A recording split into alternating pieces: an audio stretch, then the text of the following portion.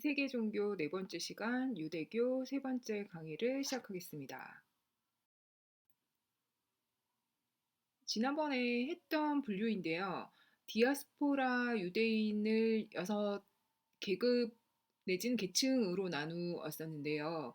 디아스포라가 시작하게 된 계기가 70년에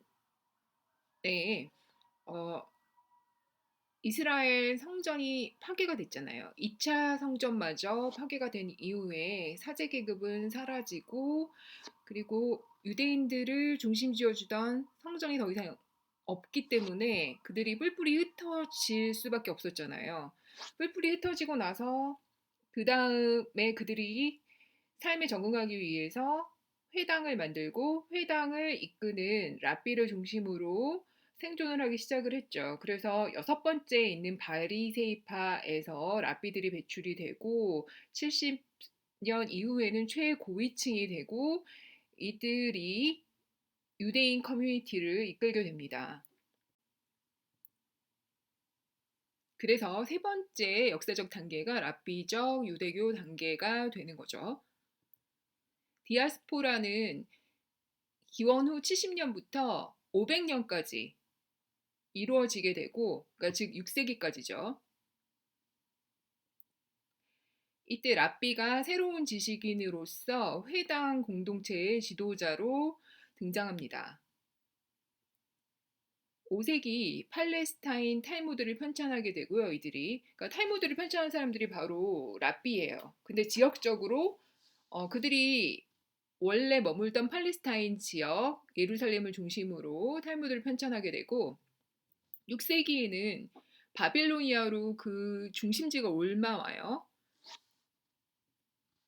다시 정리해보면 1차 성전 파괴된 다음에 그들이 성전이 없는 대신에 보상으로 모세오경을 편찬하게 되고 2차 성전 파괴 이후에는 90년이었죠. 90년에 히브리 바이블을 정했어요. 이런 식으로 그들이 성전 파괴에 대한 대응을 했죠. 근데 랍비적 유대교 이전의 랍비의 개념은 본래 서기관이나 율법학자였죠. 그러다가 444년 BC 에즈라의 개혁 이후에 율법학자는 토라를 복사하고 해석하는, 이때 복사라는 건 이제 직접 쓰는 거겠죠. 그리고 해석하고 하는 보다 종교적인 임무를 맡는 계급이 되었다고 합니다. 아무래도 에즈라의 개혁이 유대교를 강화하는 개혁이었으니까요. 특히 설교를 잘하는 자를 랍비 혹은 교사라고 칭하였다고 합니다. 2세기 BC에는 바리사이파의 율법학자들은 예시바 학원을 중심으로 사두개파의 성전 해석과는 좀 다르게 성서 해석을 보강하는 그런 해석을 한 거죠. 그러니까 사두개파는 지난번에도 말씀드렸듯이 literal and conservative interpretation을 했다고 했잖아요. 그러니까 문자 그대로 해석하고 보수적으로 해석하는 해석에 반해서 보다 유연한 해석법, 그리고 성서뿐만 아니라 구전 전승들까지도 포함을 해서 융통성 있는 성서 해석을 시도하였다고 합니다.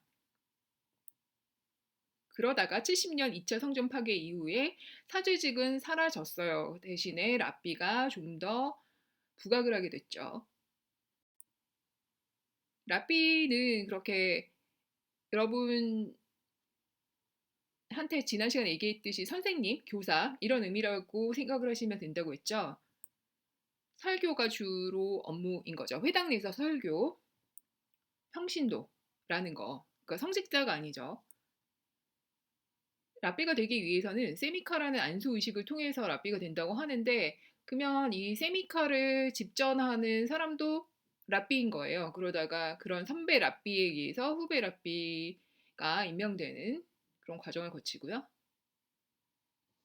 랍비들 간의 위계 질서는 없다고 합니다. 본래 성직자들은 하이어라키가 대단하죠. 근데 이제 랍비들은 성직자가 아니고 위계 질서는 굉장히 단순하고요. 말했듯이 해석에서 굉장히 자유롭다라는 거.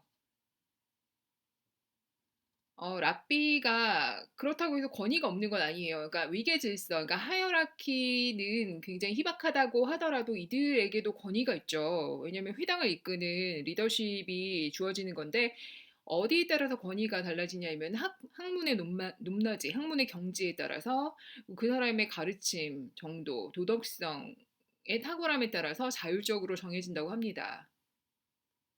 그러니까 저절로 이제 존경심이 우러나는 그런 거겠죠. 어떤 이 사람들의 지위라기보다는. 이거는 90년에 정해진 히브리 성서고요. 이 그림 많이 반복이 됐죠, 그동안. 또 다른 이제 랍비 업적이 미슈나를 집대성했어요. 우리가 유대교 첫 번째 시간에 미슈나 미드라시 나중에 배울 거라고 얘기를 했었잖아요. 미슈나가 뭐냐? 구전 전승의 집대성이다. 그전에는 이게 책이 아니었는데 이제 책으로 만든 거죠. 이제 율법 중에서 구전율법이 성문 법전으로 되는 거예요. 그래서 2세기에 랍비 유다라는 분이 편집을 주도했다고 합니다. 어떤 게 미슈나에 포함되냐면 첫 번째 할라카, 구전율법, 두 번째 미드라쉬. 이거는 주석이에요. 주석 해석. 그러니까 구전율법이든 성문율법이든 어떤 법에 대한 해석인 거죠. 세 번째, 토라를 재해석한 내용까지 포함을 하는 거예요. 그러니까 토라를 어떤 그 사두개파처럼 좀 고정적인 의미로 해석하는 게 아니라 지금 현실에 따라서 토라를 자기가 처한 현실에 따라 다르게 좀 유연적으로 해석하도록 하는 내용까지 다 문헌으로 만든 거죠. 그러니까 내용이 방대해진 거예요.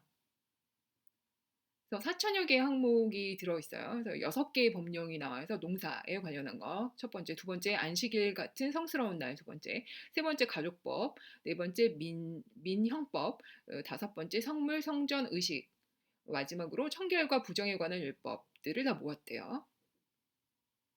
이게 미슈나의 내용이고요. 미드라슈는 그 미슈나의 일부. 성서학교의 교과서가 됐대요. 성서학교는 성서를 가르치면 될 텐데 미슈나까지 가르치게 되는. 나중에 이제 4세기에 미슈나는 2세기에 편집된 건데 4세기에 또 편집된 게 게마라라는 게 있는데 게마라는 미슈나에 대해서 또 주석을 다는 거죠. 미슈나를 또 읽다 보면 거기에 대해서 또 다른 자기 생각이 덧붙여지잖아요. 그런 게 더 덧붙여지고 또 미슈나가 완벽하게 모든 구전을 모아놓은 게 아니기 때문에 이때 모아놓지 못한 또 다른 구전이 또 추가가 된 거예요. 그리고 굉장히 방대한 양이 돼버리는 거죠. 미슈나 게마라 이렇게 합하다 보면. 두 번째 이제 탈무드 구전 전승의 집대성인데 예루살렘 탈무드 5세기에 있었던 거 이렇게 CD로 만들어놨네요. 그리고 바빌로니아 탈무드 이건 6세기에 만들어진 거를 현대에 다시 CD로 만든 거. 그래서 탈무드가 뭐냐? 야분의 학파 지난 시간에 배웠잖아요. 야분의 학파에서 바빌로니아 학파로 중심이 이동된 이후에 탈무드 집대성이 활발하게 이루어졌고요. 오늘날 정통 유대교의 신앙과 실천의 모든 측면에서 백과사전적인 권위가 되었다. 그러니까 히브리 성서는 아니죠. 탈무드가 성서는 아니잖아요. 그렇지만 성서와 함께 성서의 권위를 보충하는 역할.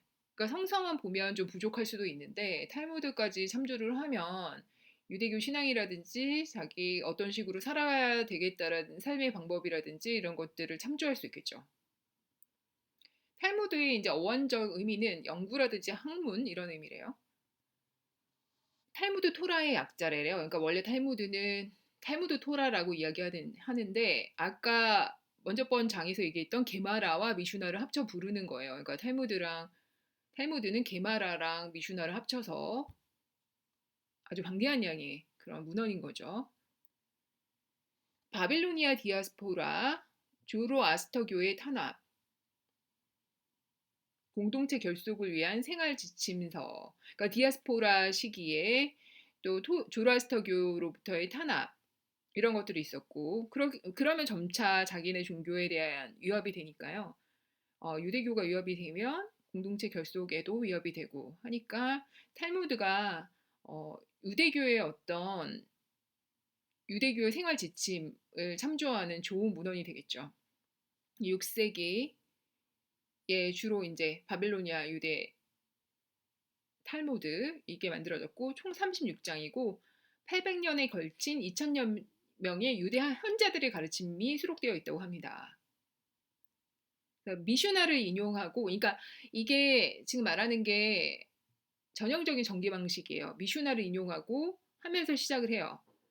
그러면서 라피들의 다양한 주석 사례들을 제시하고 충분히 토론하고 새로운 물음을 제기하는 학습 방법이라고 합니다. 그러니까 유대인의 어떤 교육법 이런 것들이 탈무드를 중심으로 많이 이루어진다고 하죠.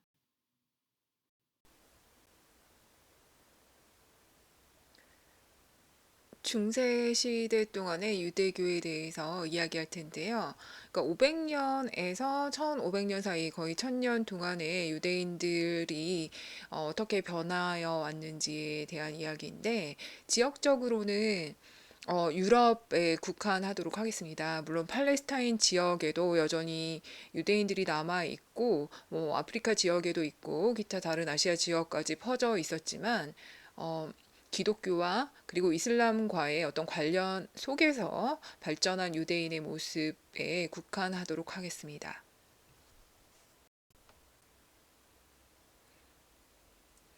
중세 유럽의 유대인을 크게 두 부류로 나눌 수가 있거든요. 세파르딤하고 아슈케나짐으로 나눌 수가 있습니다. 세파르딤은 스페인 지역에 거주하던 유대인이었고 이슬람의 지배하에 있었습니다. 그러니까 S는 스페인이라고 연상을 하면 되겠고요. 보다 동쪽에 폴란드와 독일 지역에 있었던 유대인을 아슈케나즘이라고 부르고, 이들은 기독교의 지배하에 있었습니다. 여전히 중세 동안에도 유대인들은 독립적인 지위를 누리지 못했었던 거죠.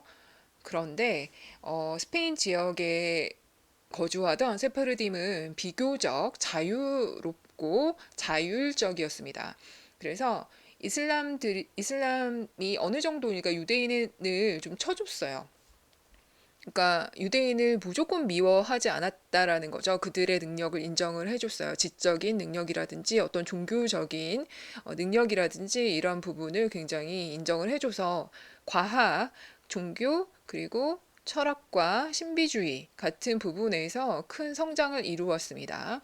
반면에 아슈케나즘은 카톨릭 교회의 반유대주의 때문에 비교적 억압이 더 강했었고요. 예를 들어서 1215년에 라테랑 공의회에서는 아예 공식적으로 반유대주의를 표방하였습니다.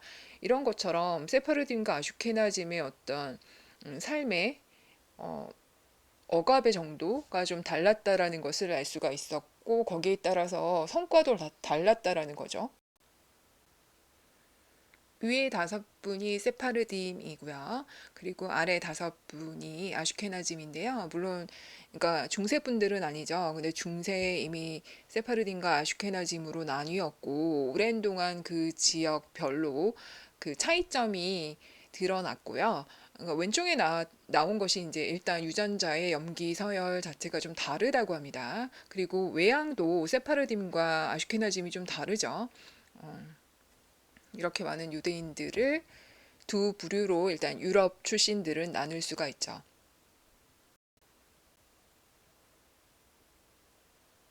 중세의 철학이 상당히 유럽에서 발전을 했죠. 그 중에서도 유대교 철학의 기여도 상당합니다. 사디아 벤 조셉이라는 철학자, 주다 할렙이라는 분, 그리고 모세 마이모니데스라고 하는 토마스 아퀴나스의 선배라고 할 수 있죠. 오히려 토마스 아퀴나스가 모세 마이모니데스의 영향을 많이 받았던 그 철학을 종합한 종합 철학을 하셨던 분인데요. 아리스토텔레스 철학의 종합인 거죠. 뭐 그 이전에 아리스토텔레스에 대한 어떤 연구가 단절되어 있었는데 이 시기에 마이모니데스가 아리스토텔레스 철학을 입수를 하고, 물론 이제 독립적으로 입수한 것은 아니지만 알게 되고, 유대 철학과 아리스토텔레스 철학을 종합하는 업적을 남기셨습니다. 유명한 책이 가이드 투 더 퍼플렉스드 이 부분이에요. 근데 여기서 퍼플렉스드, 당황한 사람, 뭔가에 놀란 사람, 그리고 굉장히 의심을 하는 사람에 대한 가이드인데, 일단 아리스토텔레스 철학과 그리고 유대교의 교리, 그리고 종교와 이성의 문제, 또한 아리스토텔레스의 어떤 자연학과 그리고 종교의 어떤 믿음에 대한 문제들 때문에 혼란스러운 사람들을 위한 가이드라고 하는데, 사실 어떤 가이드라기보다는 철학책인 거죠. 이분이에요. 그러니까 또 화폐까지 등장하는 아주 그레이트 퍼슨으로 유대인들은 생각을 하고 있습니다. 다음으로 중세 유대교에서 중요한 부분이 유대교 신비주의이죠. 신비주의는 박해에 대한 대응으로 발생했다라고 하는 의견이 있고요. 또한 마이모니데스류의 합리주의, 철학적 합리주의에 대한 반작용이다. 그래서 모든 사람이 다 이성적이지 않죠. 그러니까 이성적이지 않은 다른 인지적인 패컬티를 주로 사용하는 사람들이 있죠. 직관이라든지 감각이라든지 좀 감정이 많이 발달한 사람들도 있고 하는 사람들의 또 이제 영성은 이렇게 신비주의로 발전을 할 수가 있죠. 책의 민족인 만큼 세퍼 하바이르라는 신비주의 문헌에서는 죄와 고통의 문제를 다루고 있습니다. 그러니까 기본적인 어떤 정서, 유대인의 정서가 이 시대의 고통이었죠. 그랬을 때 왜 이렇게 우리는 고통스러울 수밖에 없는가? 우리의 고통이 정당한가? 우리가 죄인이기 때문에 고통을 받는 건가? 라는 문제를 이제 추구하다가 전생에까지 이른 거죠. 그래서 우리는 모르지만 전생에 내가 지은 죄 때문에 이렇게 고통스러운 건 아닐까라는 생각에 이르게 되죠. 그래서 영혼을 전제를 하고 이 영혼은 윤회를 한다라는 생각이 이 책에 나와 있다라고 합니다. 또한 바히르라고 하는 책에서는 세피로트 이론을 이야기하고, 세피로트 이론 중에 한 가지가 신이 절대적으로 선한 것이 아니라 신 역시 악을 포함한다. 그리고 이 세상 모든 만물 역시 선과 악의 조화를 이루고 있다라고 하는 이론이 나와 있고, 또한 유대 신비주의의 대표 문헌인 조하르, 즉 빛의 책이라고 하는 조하르에서도 악의 문제를 다루고 있다고 합니다. 조금 더 자세히 살펴보면 바이르 기반의 신비주의가 있을 수 있죠. 독일을 중심으로 발전한 하시디즘도 바이르 기반의 신비주의이고요. 여러분이 잘 아시는 카발리즘, 카발라는 스페인 지역과 프랑스의 프로방스 지역을 중심으로 바이르 기반의 신비주의인데, 일단 카발리즘은 신에 대한 관심이 아주 큰 신비주의라서 신지학, 티오소피, 신에 대한 지식에 관심이 많아서 신의 본질, 그리고 신의 구조 이런 것들을 천착하였다고 하고요. 카발리즘의 아버지가 아이작 더 블라인드, 이분이 12세기부터 13세기까지 사셨고, 이분은 바이르 문헌에 기초를 해서 세피로트 이론을 보다 세련되게 발전시켰다고 하고요. 유출설을 이야기를 했습니다. 유출설로 유명한 사람은 또 그리스 철학 전통에서는 그리스인은 아니지만 플로티노스가 있죠. 플로티노스의 유출설하고 유사하기도 한데요.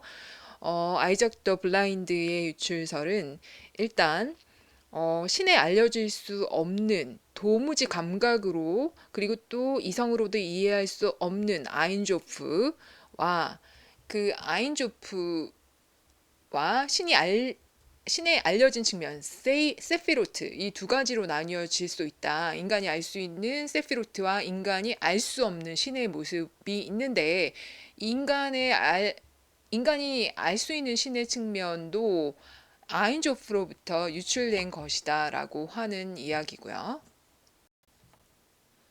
네, 다음으론 조아르 기반의 신비주의가 있을 수 있겠죠.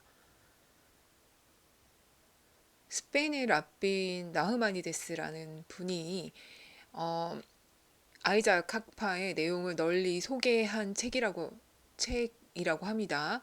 그리고 모세드 레온이 1280년에 집필을 했어요. 그러니까 나흐마니데스가 이야기한 내용들을 어, 모세드 레옹이 책으로 편집을 한 거죠. 그래서 형식은 미드라시 형식, 지난번에 우리가 배웠던 성서에 대한 교훈적 설교투의 주석서, 그리고 상징적인 묘사, 그리고 여러 유형의 카발라 사상이 담겨져 있다고 하고요. 악의 문제를 다루고, 악은 인간의 영역뿐 아니라 신의 영역에도 존재를 하고, 이때 인간의 행위가 시트라 아크라의 작용에 결정적인 역할을 한다. 그러니까 인간의 행동과 그리고 악은 서로 상호작용을 하는 거죠. 인간의 행위가 악에도 영향을 미치고, 여기서 시트라 아크라라고 하는 것은 악이라는 것의 요소인데, 그러니까 모든 부분에, 그러니까 아까 말했듯이 모든 부분에 선과 악의 어떤 결합이 있다고 했을 때 이제 악의 요소인 거죠. 그러니까 우리가 보통 생각한 그 융의 심리학에서 그림자라고 생각을 하면 되죠. 모든 인간은 그림자의 부분을 무의식에 가지고 있죠. 그것처럼 시트라 아크라가 그림자 같은 역할을 하는 거죠. 그래서 스스로 생명을 갖지 못하는 시트라 아크라는 인간의 죄를 통해서만 생명을 얻으므로 인간의 율법을 준수하고 죄를 안 지으면 이 악의 힘을 제어할 수 있고, 그러니까 인간의 행동 여하에 따라서 시트라 아크라가 발현을 하느냐 억압이 되느냐의 문제를 결정할 수 있고, 우주 안에서 이런 악의 요소와 조화를 유지할 수 있다. 세피로트를 형상화하는데요. 이렇게 트리 오브 라이프, 그러니까 신비주의에서 유대교 신비주의뿐만 아니라 이렇게 많은 신비주의에서 트리 오브 라이프로 이렇게 인간의 인격이라든지 신의 구조를 설명을 하고, 그리고 신비주의에 도달하는 단계를 이렇게 나무 형상으로 많이들 이렇게 묘사를 하죠. 트리 오브 라이프로. 세피로트도 역시 10가지 요소를 이런 식으로 표현을 했는데요. 첫 번째가 스프링 크라운, 두 번째 위스덤, 뭐 인텔리전스, 그레이트니스 등등 이렇게 10가지로 신이라든지 인간이라든지 우주의 어떤 특성들을 이렇게 나누었죠. 그래서 아까 말했듯이 이런 특성들은 굉장히 탁월하고 선하고 위대한 부분도 가지고 있지만 동시에 그 악한 면도 가지고 있다라고 얘기를 하죠. 신비주의 중에서 또 중요한 부분이 있는데요. 자기 수축설이라는 게 있어요. Self withdrawal of God. 신의 스스로 위축됨인데 이게 무슨 뜻이냐? 아이작 루리아라는 분이 이 사진에 이 그림에 계신 분인데요. 이분은 조화르를 계승 발전시킨 분이고요.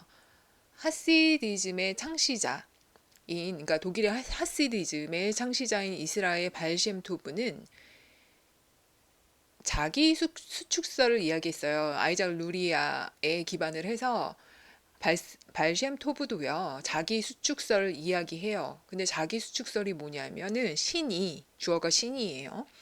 신이 피조물의 세계 안으로 스스로 감추었다는 의미로 받아들여 신이 인간 내부, 피조물 내부에 들어있다라고 하는 주장이에요. 그러니까 신이 본래는 초월적으로, 그러니까 이 인간의 우주 밖에 있다라고 생각하잖아요. 초월해서 있다라고 생각했는데 그것이 아니라 우주 안에 들어가 있다. 인간 안에, 피조물 안에 스스로 낮추어서 와 있다. 신이 우리에게 있다라고 생각하는 게 자기 수축설입니다. 그래서 신은 반드시 계명의 수행을 통해서만 섬길 수 있는 초월적인 대상이 아니라는 거예요. 내재적인 신을 얘기를 하고요. 또한 신은 모든 곳에 있다. 우리가 경험하는 모든 곳에 편재해 있다. 보편적으로 있다. 그러므로 인간 역시 그의 삶의 모든 행동 속에서 신을 섬길 수 있다라고 하는 게 마틴 부버의 주장이죠. 나와 너의 그 저자 역시 하시디즘 전통을 가지고 있고 자기 수축설을 믿고 있는 사람이죠. 그래서 바로 메시아랑 연관이 됩니다. 이게 어떻게 되느냐? 보통 이제 메시아를 어떻게 이해를 하느냐 하면 신에게 선택받은 지도자예요. 그러니까 리더인데 신이 선택한 리더예요. 특별한 리더로서 전쟁을 종식시키고 그 수많은 유대 민족의 전쟁 속에서 전쟁을 종식시키고 궁극적으로 이스라엘 민족을 홀리랜드로 이끄는 지도자를 이야기를 하죠. 우리가 흔히 뭐 메시아 구세주 이렇게 얘기할 때 굉장히 이제 유대 민족의 맥락 하에서는 정치적인 상황과 현실적인 상황과 연관이 있죠. 메시아 같은 경우는 이런 식으로 전쟁을 종식시키면서 홀리랜드로 이끄는 지도자. 그래서 이스라엘 민족은 역사 속에서 메시아를 기다렸던 거죠. 역사 바뀌라든지 역사의 끝에서 메시아를 기다리기보다는. 그런데 역사 속에서 메시아도 있지만 신비주의와 연관을 짓는다면 아이작 루리아의 주장에 따라서 그 신의 자기 수축 때문에 인간계로 내려와 있다. 신이 그렇게 초월적으로 인간 세상 밖에 있는 것이 아니라 인간계 안에 내재적으로 내려와서 인간이나 피조물들 안에 내재적으로 들어와 있다라는 주장이죠. 그래서 이 당시에 나는 메시아다라고 셀프 주장하는 사람들이 있었어요. 예를 들어서 뭐 샤바타이 제비 뭐 이런 분들 내가 메시아다라고 주장하는 사람들이 너무 많았어요. 이런 걸 믿었기 때문에. 그래서 신성이 인간 안에 흡수되어 있으므로 메시아급의 지도자들이 있을 것이라는 기대가 만연되어 있었다고 합니다. 네, 중세를 지나서 이제 어느덧 근현대 유대교에 도달하게 됐는데요. 근현대 유대교는 이제 랍비적인 유대교에 기반을 한 거죠. 고대 유대교라기보다는 랍비 중심과 회당 중심의 그리고 탈무드와 토라 중심의 그런 유대교에 기반하고요. 또한 19세기 계몽 사상, 계몽주의 사상과 결합한 유대교라고 볼 수가 있죠. 여러분이 각자 이 유튜브를 한번 찾아서 한번 보시기를 바라겠습니다. 게토와 18세기의 계몽주의에 대해서 이야기를 하면 일단 16세기 유럽의 유태인들은 게토에 수용되게 됩니다. 그러니까 16세기라고 함은 중세말 근대 초라고 볼 수 있죠. 이때 유대인들은 게토에 수용이 돼서 게토 안에서 자치정부를 수립하고 그 안에서 게토 안에서는 자율적이었던 거죠. 근데 게토 밖에서는 일단 게토 밖에 이렇게 많이 외출을 하기가 쉽지가 않고요.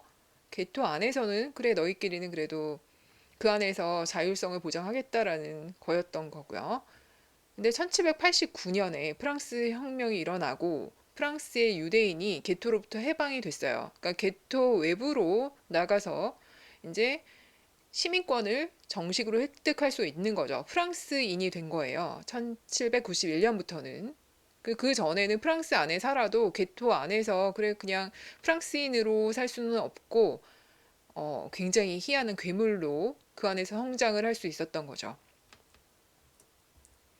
이탈리아, 독일, 프러시아, 오스트리아도 게토 해방이 가능했었고요. 이때 계몽주의라고 함은 인간 이성의 힘, 진보, 자유, 평등 뭐 이런 것들의 이념인데요. 이 계몽주의라는 게 과연 잘된 번역인지는 모르겠지만 네, 어쨌거나 인간의 이성, 힘, 진보, 자유, 평등 같은 가치를 추구하였던 거기 때문에 게토에서 해방이 가능했던 것입니다.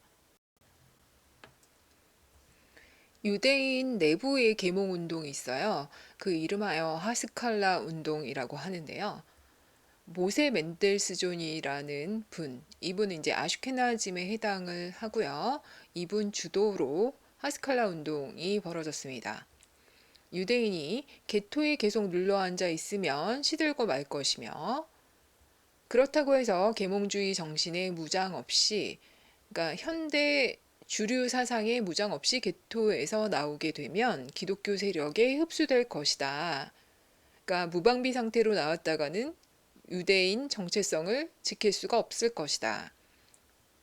라고 이야기를 하고 기독교와 유대교 정신 사이를 넘나들면서 서로 소개하고 대화하려고 했던 분이에요. 모세 멘델스존은.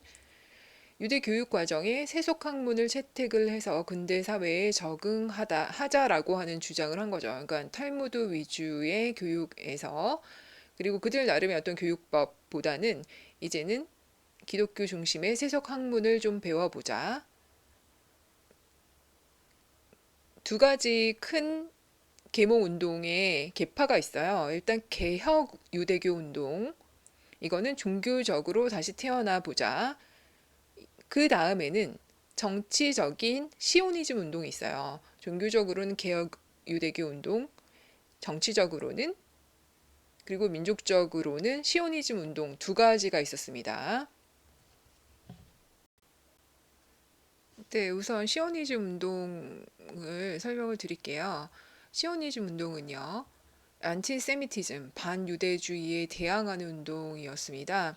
그러니까 유럽 전역에 만연되어 있던 유대인에 대한 심한 반감에 대한, 그리고 단순히 감정이 아니라 유대인에 대한 적극적인 차별이 있었죠. 여기에 대한 대항으로 첫 번째 종교적 시오니즘은 우리에게 없는 성전을 건립하자, 3차 성전을 건립하자라고 하는 어, 흐름이 있었고요. 또 하나는 정치적인 시오니즘은 팔레스타인 지역에 이스라엘 국가를 수립하자라고 하는 다소 황당한, 네, 좀 환상에 가까운 그런 꿈인 거죠. 사실 1번과 2번은 같은 얘기죠. 일단 팔레스타인 지역에 이스라엘의 시온산의 성전을 건립할 수 있는 것이기 때문이죠. 근데 이미 AD 70년 이후고 이때는 18, 19세기쯤인데 벌써 2000년 가까이 유대인들은 완전히 소수 민족이고 그 안에 주류의 그 민족들이 있을 거 아니에요. 팔레스타인 지역에 살고 있었던 사람. 근데 거기에 유대인 국가를 수립하자라는 꿈인 거예요. 대표 주자가 테오도르 헤르츠 이분이고요. 네, 이분이에요.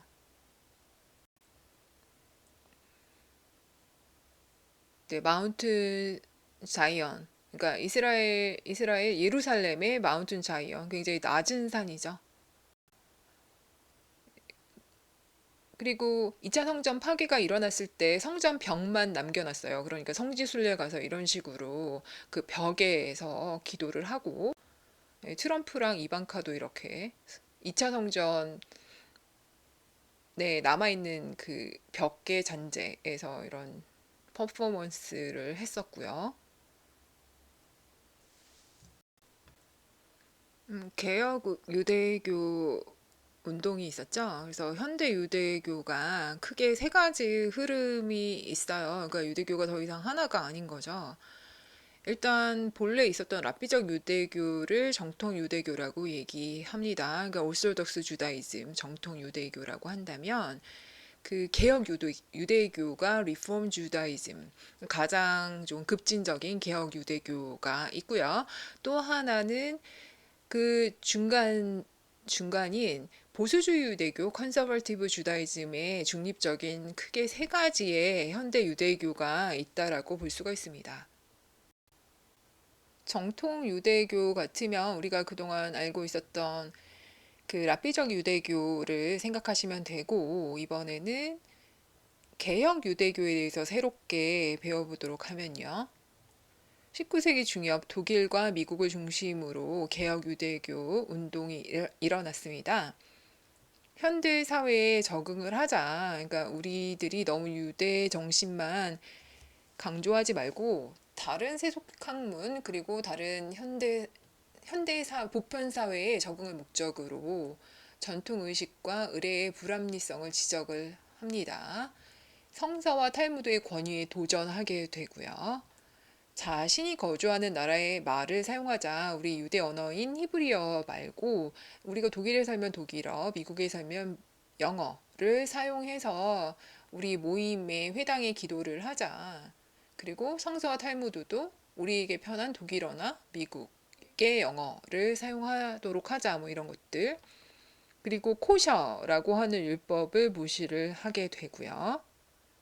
음식물이 굉장히 까다롭죠. 음식물 가공하는 방법, 그리고 요리할 때 그 절차가 그 코셔라고 하는 것이 있는데 그것을 따르지 않는 굉장히 급진적인 유대교라고 볼 수가 있죠. 또한 회당에서 음악을 사용하지 않는 것이 원칙이었는데 오르간을 도입을 하고요. 이들은 남녀가 함께 앉을 수 있도록 좌석을 배치를 했고요. 안식일을 토요일보다 일요일로 하는 것이 어떻겠냐라고 하는 의견까지 냈다고 합니다. 네, 이번에는 조금 이제 우측으로 조금 간 보수주의 유대교는요. 히브리 정신을 무시하고 보편 정신만을 일방적으로 강조하는 개혁 유대교에 반발해서 이 미국계 유대인들을 중심으로 해서 전통에 내포된 적극적인 요소들을 다시 발견하자. 그러니까 좀 더 우리가 본래 가지고 있는 장점을 다시 발견해서 유대교 내의 독자적인 요소, 유대교만의 독특함, 그것과 또 보편주의와 모순되지 않는 전통도 찾아보자. 성서와 탈무드의 권위를 개혁 유대교에서 인정하지 않는다고 했는데 역시 그 성서 탈무드의 권위를 인정하면서도 좀 더 해석을 할 때 융통성 있게 해보자 라고 하는 보수주의 유대교가 있습니다.